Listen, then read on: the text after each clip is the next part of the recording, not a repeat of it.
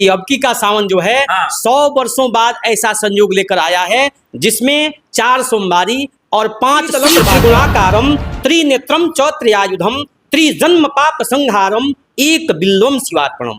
भगवान शिव के ऊपर अगर आप एक बिल्व पत्र चढ़ाते हैं तो आपके ऊपर 3 जन्मों के अगर पाप है तो उससे आप जो पूजन करते हैं, अगर लगातार शुक्रवार से शुरू करते हैं 11 जुलाई से अगर पूजन आप प्रारंभ करते हैं, प्रत्येक रोज 1 लोटा जल, केवल 1 लोटा जल भगवान ने कहा गया है कि अगर लड़कियों को वर अच्छा नहीं मिले तो भगवान शिव के पास पूजन करिए, ओम नमः शिवाय का जप करिए। और एक मंत्र है कात्यायनी माँ का, वहीं पे अगर आप कहते हैं कात्यायनी महामाई महायोग्यधीश्वरी नंद गोप सुतो देवी पति में कुरुते नमः, अगर ऐसा मंत्र बोल के आप पूजन करते हैं तो भगवान केवल व्रत रखिए और भगवान शिव का स्पर्श करके पूजन मत करिए, मनसा पूजन करिए।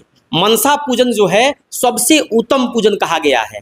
आपके पास कोई भी सामग्री नहीं है पूजन का और आप कह रहे हैं कि भगवान शिव को हम जल चढ़ा रहे हैं, भगवान शिव को हम दही से स्नान करा रहे हैं, दूध से स्नान करा रहे हैं, घी। सावन तो प्रत्येक वर्ष आता है और जाता है, लेकिन इस बार का जो सावन है कहीं ना कहीं बेहतरीन है और ऐसा सावन फिर नहीं आने वाला है।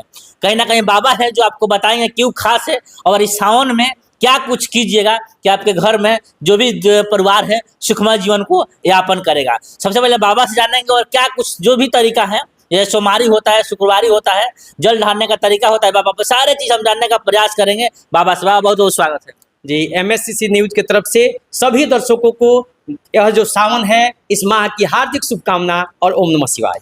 बाबा ये तो सावन कहीं ना कहीं खास है बहुत जी। अब की का सावन जो है 100 वर्षों बाद ऐसा संयोग लेकर आया है जिसमें 4 सोमवारी और 5 शुक्रवार पड़ा हुआ है और 100 वर्ष ऐसा संयोग आया है। अच्छा, 100 वर्ष के बाद? जी जी, 100 वर्ष के बाद अब की 2025 का श्रावण जो है बहुत अच्छा संयोग में है, कहीं ना कहीं खास है, बहुत खास है। और इसमें आप जो पूजन करते हैं, अगर लगातार शुक्रवार से शुरू करते हैं 11 जुलाई से अगर पूजन आप प्रारंभ करते हैं, प्रत्येक रोज 1 लोटा जल, केवल 1 लोटा जल भगवान शिव के ऊपर चढ़ाना है। और आप देखिए कि 1 माह बाद 9 तारीख को, 9 अगस्त को यह पूर्णिमा है और 9 अगस्त को ही रक्षाबंधन भी है, उस दिन श्रावण की समाप्ति होगी। और उस दिन लगातार 11 तारीख से 9 अगस्त तक अगर आप भगवान शिव के ऊपर 1 लोटा जल चढ़ाते हैं और अपने मन में जो भी इच्छा रखते हैं वह भगवान तुरंत पूर्ण करेंगे। यानी सावन का जो शुरुआत है कल से, यानी 11 जुलाई से शुरू होता है जी। 11 जुलाई से शुरू होगा और 9 अगस्त तक यह श्रावण रहेगा, यानी कल से 11 जुलाई से 9 अगस्त तक। जी बाबा, और बात बताइए, जो भी माने पूजा तो हर कोई करता है, जल तो डालता है, सब कोई चढ़ाता है, लेकिन एक तरीका क्या कुछ होना चाहिए कि तमाम जो भी माताएं बहनें देख रही है उस चीज को फॉलो करें, क्योंकि जिस वजह से पूजा पाठ करती है कहीं ना कहीं वो चीज दूर हो। देखिए, अभी तो समाज में बहुत सारे लोग कह रहे हैं कि हम शाकाहारी हो गए, हम कुछ नहीं खाते हैं, और हम देख रहे हैं कि इतना ज्यादा मुर्गी का फार्म खुल रहा है, इतना ज्यादा अंडा निकल रहा है कि सब कहाँ चला जा रहा है पता नहीं चलता। सब लोग कहता है कि हम खाइबे नहीं करते, हम शाकाहारी हो गए हैं, लेकिन उससे कोई दिक्कत नहीं है। आप अगर खाते हैं फिर भी इस श्रावण में 1 माह के लिए आप लहसुन प्याज मीट मछली बंद कर दीजिए और 1 माह सात्विक होकर के और भगवान शिव के ऊपर 1 लोटा जल चढ़ाइए। अगर सक्षम है तो भगवान शिव का अभिषेक करवाइए। अगर उससे भी आपको अभिषेक में खर्च ज़्यादा लग रहा है तो कम से कम पूरे सावन में कभी एक दिन पार्थिव पूजवा लीजिए थोड़ा सा भगवान शिव का, और पूजन वहाँ पे जरूर करिए। भांग धतूर बिल्वपत्र वहाँ पे चढ़ाइए। कहा गया है त्रिदलम त्रिगुणाकारम त्रिनेत्रम च त्रयायुधम त्रिजन्म पाप संहारम एक बिल्वम शिवार्पणम। भगवान शिव के ऊपर अगर आप 1 बिल्वपत्र चढ़ाते हैं तो आपके ऊपर 3 जन्मों के अगर पाप है तो उससे आपको मुक्ति मिलता है, इस जन्म का नहीं। 1 बिल्वपत्र त्रिदलम त्रिगुणाकारम त्रिनेत्रम च त्रयायुधम त्रिजन्म पाप संहारम एक बिल्वम शिवार्पणम, ऐसा कहा गया है। तो 1 बिल्वपत्र तो आप भगवान शिव के ऊपर चढ़ा सकते हैं। 1 बिल्वपत्र चढ़ाइए और भगवान का लगातार पूजन करिए और देखिए कि मनवांछित फल भगवान शिव आपको देते हैं कि नहीं। बिल्कुल। और बाबा, लड़कियां हैं जो कहीं ना कहीं सोमवारी जो होता है लड़कियों के लिए कहीं ना कहीं खास होता है, क्या कुछ रहता है खास? जी, सोमवारी में ऐसे पार्वती जी जब पूजन की तो लगातार बिल्वपत्र खा करके और भगवान का व्रत की थी, बिल्वपत्र खा करके। तो वहां पे कोई फल भी नहीं खाती थी पार्वती जी, बिल्वपत्र खा करके, और भगवान शिव को साक्षात हासिल कर ली। हिमालय नहीं चाहते थे कि मेरी बेटी का विवाह उस अवघड़दानी से हो, लेकिन पार्वती चाहती थी कि भगवान से ही हमारा विवाह होगा, और पार्वती हासिल कर ली। उसी समय से यह औरतें, लड़कियां जो है भगवान शिव का पूजन करती हैं, और भगवान शिव का पूजन करके मनचाहा वर प्राप्त करती हैं। अच्छा। मनचाहा वर मिलता है, क्योंकि कहा गया है कि अगर लड़कियों को वर अच्छा नहीं मिले तो भगवान शिव के पास पूजन करिए, ओम नमः शिवाय का जप करिए, और एक मंत्र है कात्यायनी माँ का, वहीं पे अगर आप कहते हैं कात्यायनी महामाई महायोग्यन्नधीश्वरी नंद गोप सुतो देवी पति में कुरुते नमः, अगर ऐसा मंत्र बोल के आप पूजन करते हैं तो भगवान कृष्ण के जैसा पति प्राप्त होता है, केवल भगवान शिव के पूजन से। तो क्या केवल सोमवारी है जो लड़कियों के लिए स्पेशल की? नहीं, सब कोई कर सकता है। सोमवारी, शुक्रवार, यह जो व्रत है, पूजन है, सब कोई कर सकता है, लेकिन लड़कियों को यह इच्छा रहता है कि हमारा पति जो है अच्छा मिले और हमारा घर जो है अच्छा मिले, इसलिए विशेष करके लड़कियां सोमवारी का व्रत रखती हैं और भगवान शिव का विशेष रूप से पूजन करती हैं, तेरस व्रत करती हैं, प्रदोष व्रत करती हैं, जिससे भगवान शिव का असीम कृपा प्राप्त हो और मनचाहा वर मिले। सावन में तो प्रत्येक दिन जल को डाला जाता है बाबा पे, प्रत्येक रोज, उसमें कोई संशय नहीं है। ऐसा नहीं है कि रविवार को आप पूजन नहीं करेंगे, शनिवार को पूजन नहीं करेंगे, मंगलवार को पूजन नहीं करेंगे। श्रावण में प्रत्येक रोज आप भगवान शिव का पूजन करेंगे। ऐसा नहीं है कि अनहरिया में नहीं करेंगे, मजूरिये में करेंगे, ऐसा भी नहीं है। लगातार आप पूजन भगवान शिव का करेंगे श्रावण मास में। बाबा जब लगातार हम सावन में बाबा को जल डालेंगे तो फिर शुक्रवार और सोमवारी जो होता है इसका कुछ खास महत्व होता है, क्या लेना देना? देखिए, शुक्रवार, सोमवार जो है चंद्रमा भगवान शिव के ललाट पे है, भगवान शिव के ललाट पे हैं, इसलिए सोमवार का विशेष महत्व माना जाता है पूजन में, और भगवान शिव का पूजन सोमवार को विशेष रूप से किया जाता है।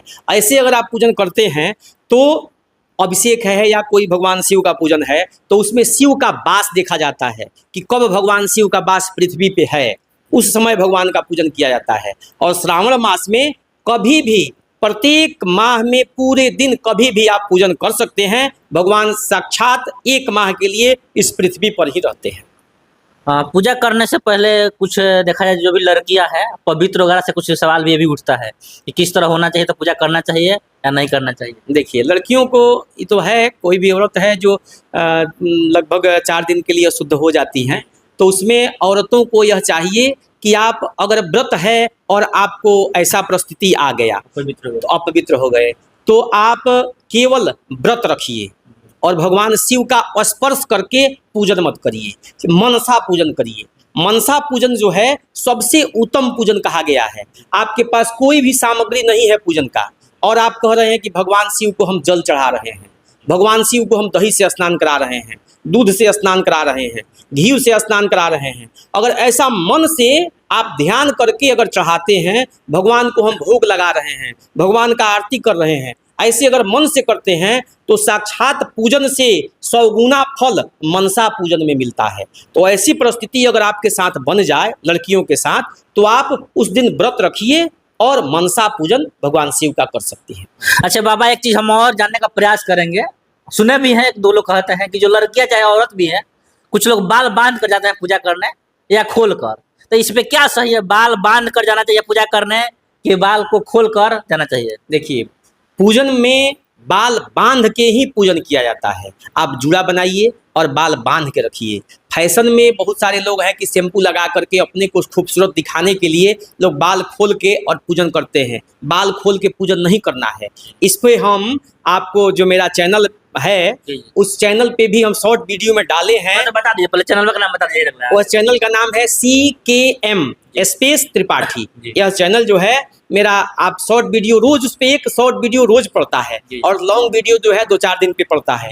लेकिन यूट्यूब पे चैनल है जिसमें आपको केवल धार्मिक ही बात मिलेगा, और उसमें हम डाले हैं कि बाल खोल के औरतों को पूजन नहीं करना चाहिए। बाल खोल के जब औरत रहती है तो वह समझिए कि अशुभ समय हो गया।